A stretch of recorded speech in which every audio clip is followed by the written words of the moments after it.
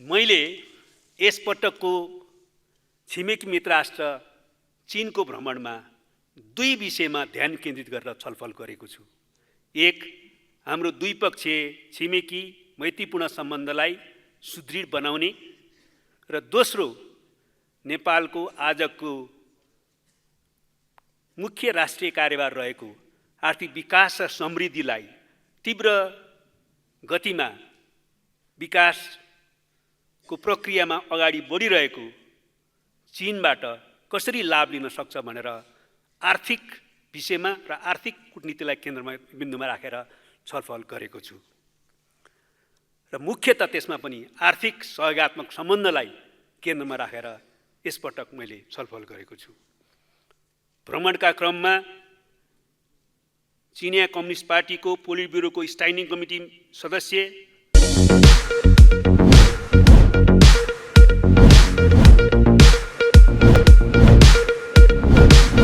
नेपालको संविधान 2072ले राष्ट्रिय स्वतन्त्रता, सार्वभौम सत्ता, भौगोलिक अखण्डता, राष्ट्रिय स्वाधीनता, स्वाभिमान, नेपालीको हकहितको रक्षा, सीमानाका सुरक्षा, आर्थिक समुन्नति र समृद्धिको लागि नेपालको अन्तर्राष्ट्रिय सम्बन्ध निर्देशित हुने व्यवस्था गरेको विदितै छ। राष्ट्रिय हितको रक्षा गर्दै सार्वभौमिक समानताका आधारमा अन्तर्राष्ट्रिय सम्बन्ध कायम गरी विश्व समुदायमा राष्ट्रिय सम्मानको अभिवृद्धि गर्नेतर्फ परराष्ट्र नीति तथा कूटनीति सञ्चालन हुने व्यवस्था रहेको छ। संयुक्त राष्ट्रसङ्घको बडापत्र, पञ्चशीलको सिद्धान्त, असंलग्नता, अन्तर्राष्ट्रिय कानुन र विश्व शान्तिको मान्यताका आधारमा राष्ट्रको सर्वोपरि हितलाई ध्यानमा राखी स्वतन्त्र परराष्ट्र नीति सञ्चालन गर्ने र विगतमा भएका सन्धिहरूको पुनरावलोकन गर्दै समानता र पारस्परिक हितको आधारमा सन्धि सम्झौता गर्न संविधानले नीतिगत मार्गनिर्देशन गरेको छ। संवैधानिक मर्मअनुसार राष्ट्रिय हितको रक्षा गर्ने एवं जनताको समृद्धि तथा राष्ट्रिय हित तथा सुरक्षालाई केन्द्रबिन्दुमा राख्दै अन्तर्राष्ट्रिय जगतमा नेपालको प्रतिष्ठा र राष्ट्रिय सम्मानको अभिवृद्धि गर्ने उद्देश्यले छिमेकी लगायत सबै मित्र राष्ट्रहरूसँग सार्वभौम समानता, पारस्परिक सम्मान र लाभका आधारमा द्विपक्षीय सम्बन्ध विस्तार र सुदृढ गर्न सरकार प्रयत्नशील रहेको छ। दिगो शान्ति, सुशासन, विकास र समृद्धिको लागि पारस्परिक हित र लाभका आधारमा छिमेकी, विकास साझेदार र श्रम गन्तव्य मुलुक लगायत विश्वका सबै मित्र राष्ट्रसँगको मैत्रीपूर्ण सम्बन्धलाई थप मजबुत बनाउने, समन्वय र सहकार्यलाई बढावा दिई आपसी सहयोगका क्षेत्रहरू विस्तार गर्ने सरकारको नीति रहेको छ। यसमा छिमेकीलाई उच्च प्राथमिकता दिने सरकारको कार्यनीति रहेको छ। नेपालको दुवै छिमेकी मित्र राष्ट्रहरूसँग उच्च तहमा निरन्तर भ्रमणहरूको आदान प्रदान भइरहेका छन्। यस प्रकारका भ्रमण र भेटवार्ताहरूले हाम्रो हित र चासोको विषयहरूलाई प्रष्ट रूपमा राख्न तथा सोही मुताबिक छिमेकी मित्र राष्ट्रहरूसँग समर्थन, सद्भाव र सहयोग प्राप्त गर्न सहज हुने विषय समेत विदितै छ। सम्माननीय सभामुखज्यू, यसै क्रममा politburo of the communist party of China central कमिटीका सदस्य तथा जनवादी गणतन्त्र चीनका परराष्ट्र मन्त्री महामहिम वाङ यीको मैत्रीपूर्ण निमन्त्रणामा यही चैत्र 11 देखि 19 गतेसम्म तदनुसार 14 मार्चदेखि 1 अप्रिल 2024 सम्म मैले नेपाली प्रतिनिधिमण्डलको नेतृत्व गर्दै मित्र राष्ट्र चीनको औपचारिक भ्रमण सम्पन्न गरेको सन्दर्भमा यस सम्मानित सदनमा यस भ्रमणको क्रममा सम्पन्न भेटवार्ता तथा छलफलहरूका सम्बन्धमा संक्षिप्त जानकारी गराउने अनुमति चाहन्छु। मेरो प्रिय मान्यज्यूले मनकै कुरा पहिल्यै पढेर यही बोल्न आयो होला भनेर मलाई देखेर ल अहिले जानकारी चाहियो भन्नुभएको थियो। धन्यवाद। मैले यसपटकको छिमेकी मित्र राष्ट्र चीनको भ्रमणमा दुई विषयमा ध्यान केन्द्रित गरेर छलफल गरेको छु। एक, हाम्रो द्विपक्षीय छिमेकी मैत्रीपूर्ण सम्बन्धलाई सुदृढ बनाउने र दोस्रो, नेपालको आजको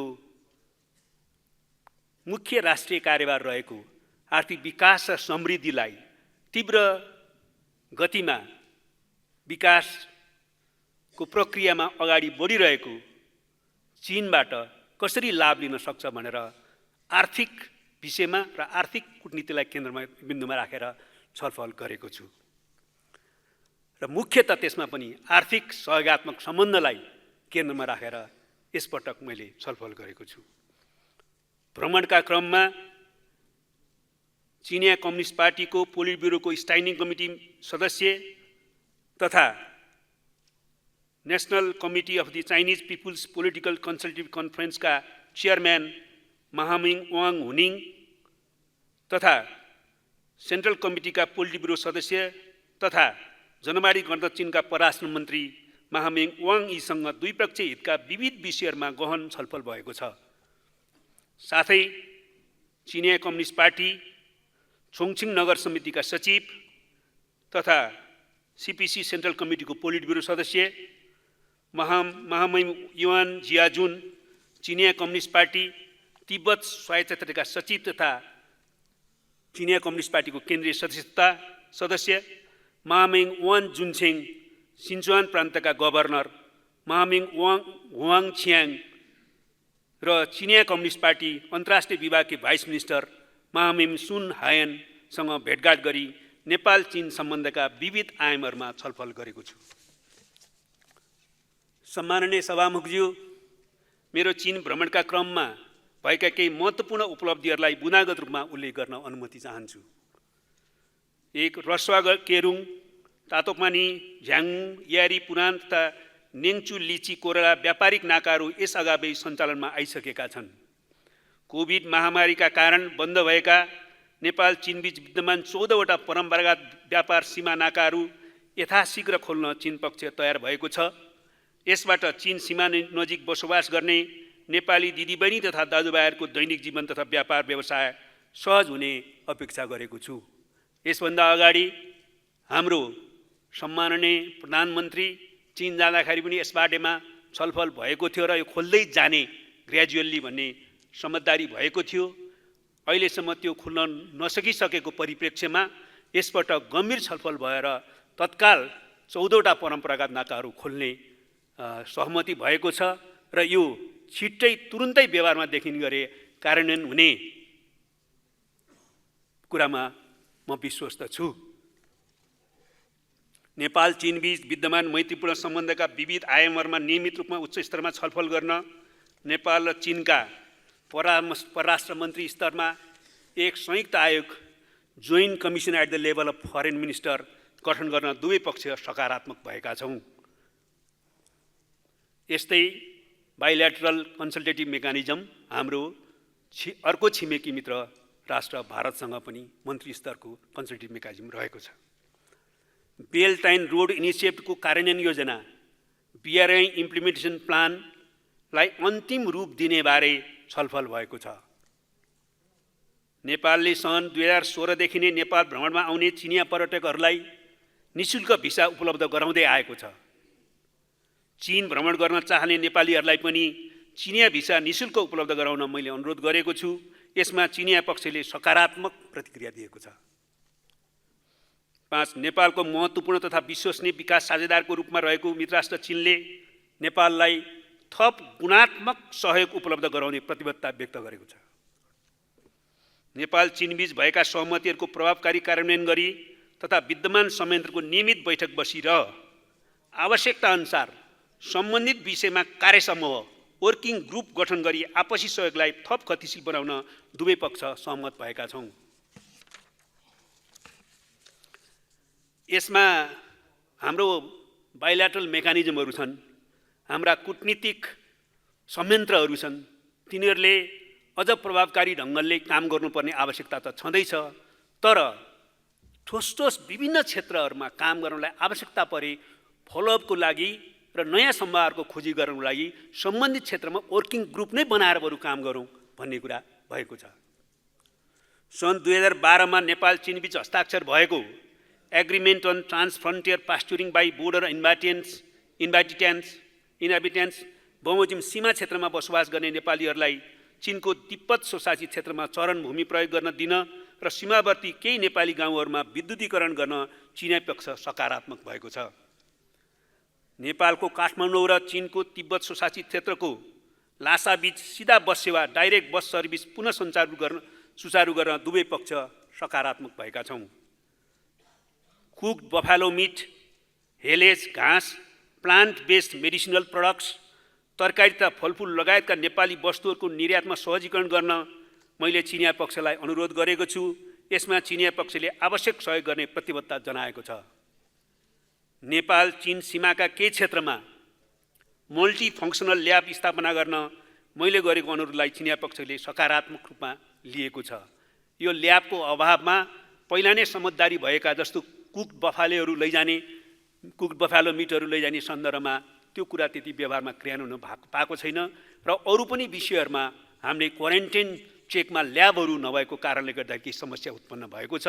त्यसको सम्बन्धमा मल्टिफङ्सनल ल्याब स्थापना नेपालभित्र सीमा क्षेत्रमा गर्नका निम्ति चीन सरकारले सकारात्मक प्रतिक्रिया जनाएको छ। नेपालको कृषि क्षेत्रको उत्पादकत्व बढाउनको लागि आवश्यक पुँजी र प्रविधि उपलब्ध गराउन चीनिया पक्ष सकारात्मक रहेको छ। नेपालको काठमाडौँ र पोखरा तथा चीनका विभिन्न सहरहरूबीच थप उडानहरू सञ्चालनमा ल्याउन दुवै पक्ष सहमत भएका छौँ। यसले दुई देशबीचको व्यापार तथा जनस्तरको सम्बन्ध विस्तार गर्न तथा नेपालमा थप चिनिया पर्यटक भित्रन सहयोग पुग्ने देखिन्छ। आगामी 28-29 अप्रिल 2024 मा काठमाडौँमा आयोजना हुने तेस्रो नेपाल लगानी सम्मेलनमा सरकारी तथा निजी क्षेत्रका चिनिया लगानीकर्ताहरूको बढीभन्दा बढी सहभागिताका लागि अनुरोध गरेको छु। यसमा उच्चस्तरीय चिनिया नेतृत्वले उक्त सम्मेलनमा सहभागिताका लागि चिनिया लगानीकर्ताहरूलाई प्रोत्साहन गर्ने प्रतिबद्धता व्यक्त गरेको छ। साथै बेइजिङ स्थित नेपाली राजदूतावासले 26 मार्च 2024 मा आयोजना गरेको प्री इन्भेस्टमेन्ट समिटलाई समेत सम्बोधन गरी चिनिया लगानीकर्ताहरूलाई नेपालमा लगानी गर्न अनुरोध गरेको छु। चीनमा नेपाल भ्रमण वर्ष 2025 लाई सफलतापूर्वक मनाउन दुई देशका सम्बन्धित निकायहरूले मिलेर काम गर्ने सहमति भएको छ।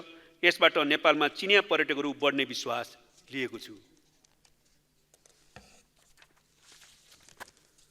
अन्तर्देशीय सडक, रेलवे, हवाई उडान, विद्युत प्रसारण लाइन आदिको विस्तार गरी नेपाल चीन बीचको कनेक्टिभिटीलाई थप विस्तार गर्न दुवै पक्षले तत्परता देखाएका छन्। नेपालको औद्योगिकरण गर्न, उत्पादनशीलता बढाउन र जनशक्ति विकास गर्न चीन र नेपालले संयुक्त रूपमा काम गर्ने बारेमा महत्त्वपूर्ण छलफल भएको छ। खास गरी चिनिया ज्ञान र प्रविधि नेपाल भित्राउन मैले विशेष अनुरोध गरेको छु। चीन भ्रमणका क्रममा मैले Huawei Beijing research and development executives exhibition center र छोङछिङ स्थित सेरेक्स फोनिक्स तथा इन्टरनेसनल लजिस्टिक हबको भ्रमण गरी चीनले खास गरी सूचना प्रविधि क्षेत्र र औद्योगिकरणमा प्राप्त गरेको अभूतपूर्व सफलताको अवलोकन गरेको बेहोरा म यस सम्मानित सदनमा अनुरोध गर्न चाहन्छु। नेपाल, तिब्बत, छोङछिङ, सिचुआन बीच डेभलपमेन्ट करिडर बनाउने विषयमा पनि दुई पक्षबीच सकारात्मक छलफल भयो। मेरो दृष्टिकोणमा नेपालको सीमाबाट निकटवर्ती यी प्रान्त र सहरहरूलाई व्यापार, लगानी, पर्यटन, प्रविधि हस्तान्तरण तथा जनस्तरका सम्बन्ध विस्तार तथा विकासका दृष्टिकोणबाट केन्द्रित भए ठोस कार्यहरू अघि बढाउन सकिन्छ। तीव्र रूपमा आर्थिक विकासको प्रक्रियामा अगाडि बढिरहेको विश्वको दोस्रो ठुलो अर्थतन्त्र बनेको चीनसँग हामीले सामान्य आर्थिक सहयोगको कुरा गरेर मात्रै हुँदैन। त्यसको तीव्र आर्थिक विकासबाट लाभ लिनको निम्ति हामीले ठोस प्रयास गर्नुपर्ने आवश्यकता छ। चीनसँग त्यसको निम्ति गम्भीर छलफलहरू भएका छन्। तर मुख्यतः नेपालसँग तीनवटै अन्तर्राष्ट्रिय नाका, तीनवटा द्विपक्षीय नाका र 14वटा परम्परागत व्यापार नाकाहरू रहेको सिजान प्रदेश उनीहरूले अहिले भन्छन् टिबेटसँग हाम्रो सम्बन्धलाई, त्यससँग जोडिएको सिजुआन जो पहिलाको परम्परागत रेशमी मार्गको एउटा ढोका हो, केन्द्र हो र अहिले चीन प्रवेशको पनि नेपालको लागि एउटा ढोका हो, त्यो सिजुआन प्रदेश र त्यो सँगै रहेको छोङछिङ सहर जो पहिलाको चीनको राजधानी हो, जहाँ आधुनिक प्रविधिको विकास कारणले धेरै तीव्र रूपमा विकासको प्रक्रिया अगाडि बढेको छ र त्यहाँ 3 करोडभन्दा बढी जनसङ्ख्या छ। यदि हामीले सिजान अथवा तिब्बत, सिजुआन र छोङछिङलाई नेपाल चीन विकासको सन्दर्भमा एउटा आर्थिक विकास करिडोर बनाउन सकियो भने मेहनत गरेर त्यसले धेरै लाभ लिन सक्ने स्थिति छ। त्यसमा हामीले एकचोटि छलफल गर्ने छोड्ने गर्नु हुँदैन। हामीले त्यसलाई चाहिँ गम्भीर गृह कार्यका साथ हामीले त्यसबाट लाभ लिने सम्पूर्ण प्रयत्न गर्नुपर्नेछ। यसपटकको यो भ्रमण बेइजिङ छलफलपछि मैले मुख्यतः यो 3टै प्रदेशमा गएर छोङछिङमा पनि, सिसुवानमा पनि र सिजान तिब्बतमा पनि गएर त्यहाँको प्रमुख नेतृत्वसँग यिनै विषयमा छलफल केन्द्रित गरेको छु। त्यसबाट नेपालले लाभ लिन सक्ने सम्भावनाहरू बढेको कुरा यहाँ जानकारी गराउनु पाउँदा म प्रसन्नता पनि व्यक्त गर्न चाहन्छु।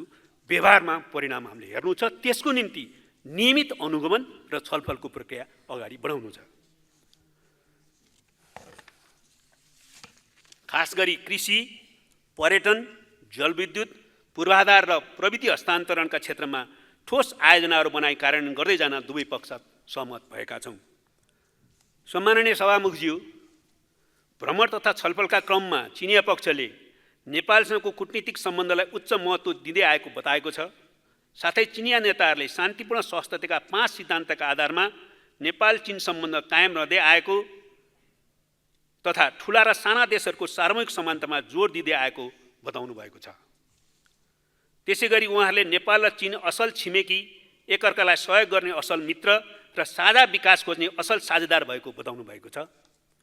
यस क्रममा चीनले नेपालको सार्वभौमसत्ता, स्वाधीनता र राष्ट्रिय स्वाभिमानको रक्षा गर्न तथा राष्ट्रिय परिस्थितिको नेपालले रोजेको विकासको मार्गमा अघि बढ्न दृढताका साथ सहयोग गर्ने प्रतिबद्धता व्यक्त गरेको छ। त्यहाँका नेताहरूले खास गरी कृषि, पर्यटन, प्रविधि लगायतका क्षेत्रहरूमा योजना बनाई कार्य गर्दै जान प्रतिबद्धता जनाएको छ। यो हाम्रो छलफलपछि, बेइजिङमा भएका उच्चस्तरीय छलफलपछि चिनिया परराष्ट्र मन्त्रालयले हाम्रो छलफलको विषयलाई उल्लेख गरेको आधिकारिक सार्वजनिक जानकारीमा यो बताइएको छ।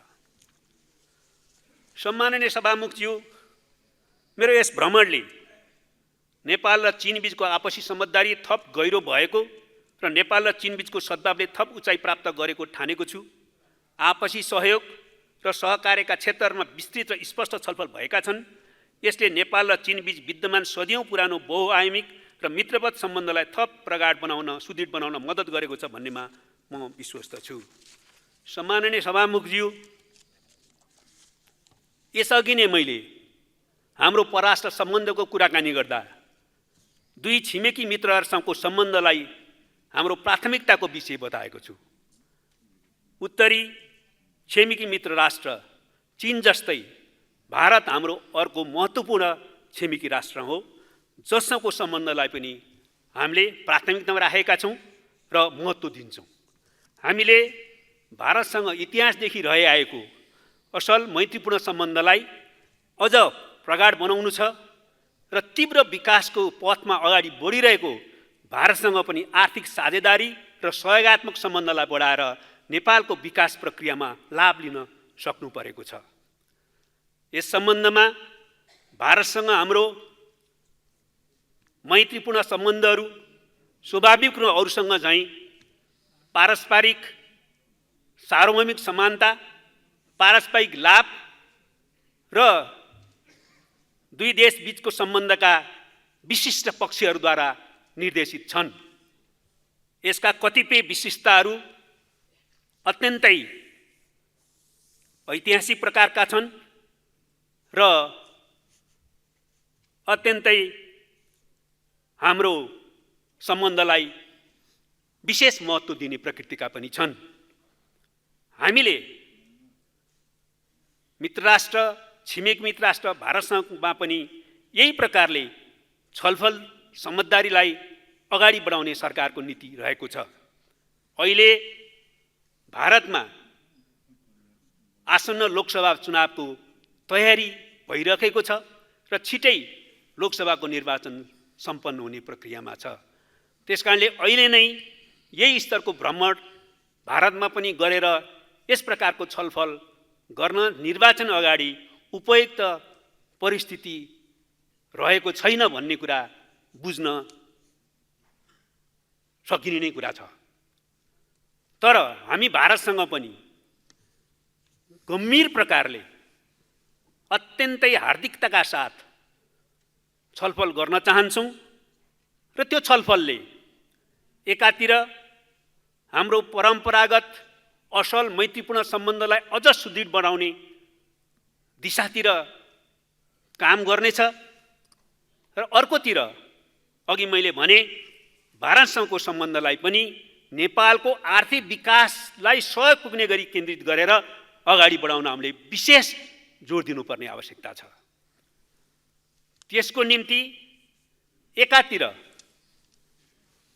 भारतसँग अहिलेसम्म भएका सम्बन्धका सबै असल र सकारात्मक पक्षहरू समझदारीहरूलाई दृढतापूर्वक कार्यान्वयनको प्रक्रिया अगाडि बढाएर हामीले जानु छ भने अर्कोतिर दुई छिमेकी मित्र राष्ट्रका बीचमा इतिहासले छोडेका कतिपय विषयहरूमा सौहार्दपूर्ण ढङ्गले हार्दिकतापूर्ण रूपमा टेबलमा बसेर कूटनीतिक माध्यमद्वारा वार्ताको माध्यमद्वारा समाधान गर्नुपर्ने आवश्यकता छ। हामीले दुईटा छिमेकी मित्र राष्ट्रको रूपमा सदियौं पुराना मित्र राष्ट्रको रूपमा सम्बन्धका कतिपय विशिष्टताहरू पनि भएको छिमेकी मित्र राष्ट्रको रूपमा हामीले हार्दिकतापूर्वक कूटनीतिक माध्यमबाट वार्ताको माध्यमबाट छलफल गरेर समाधान गर्न नसक्ने कुनै विषय छ भन्ने हामीलाई लाग्दैन। हामी यसलाई सकारात्मक ढङ्गले समाधान गर्न सक्छौँ भन्ने कुरामा आशा गर्छौँ र त्यसप्रति विश्वास पनि गर्न चाहन्छौँ। हामी यस सन्दर्भमा के प्रश्न पार्न चाहन्छौँ भने दुवैले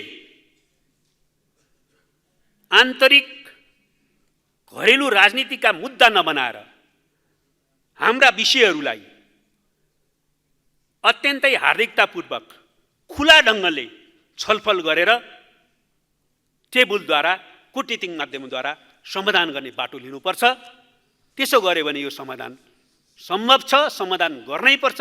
यसप्रति नेपाल सरकार प्रतिबद्ध रहेको कुरा पनि यो सम्माननीय सभामुख मार्फत यो गरिमामय सदनमा म प्रश्न पार्न चाहन्छु।